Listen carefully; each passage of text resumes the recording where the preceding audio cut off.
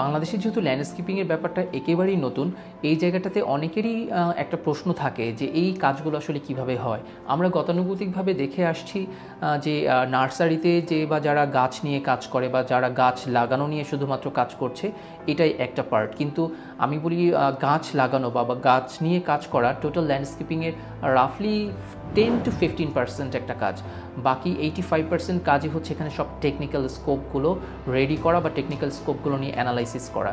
এখানে একজন civil engineer, mechanical engineer, architect, এখানে এগ্রিকালচার বা হচ্ছে সাপ্লাই চেইন স্পেশালিস্ট, প্রত্যেকটা মানুষের এখানে ইনভলভ থাকতে হয়।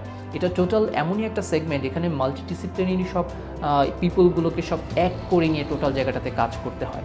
আমরা যদি ইন্টারন্যাশনালি একটু খেয়াল করি, যে সমস্ত মেগা স্কেলে যে প্রজেক্টগুলো হচ্ছে বা আপকামিং যে ইন্ডাস্ট্রিগুলো তৈরি হচ্ছে, প্রত্যেকটা ইন্ডাস্ট্রিতে সেফটি কমপ্লায়েন্স নিয়ে বা হচ্ছে এনভায়রনমেন্টাল যে কমপ্লায়েন্সগুলো নিয়ে যে বা যারা কাজ করছে, এখানে অনেক টেকনিক্যাল পার্সনের একটা ইনভলভমেন্ট থাকে।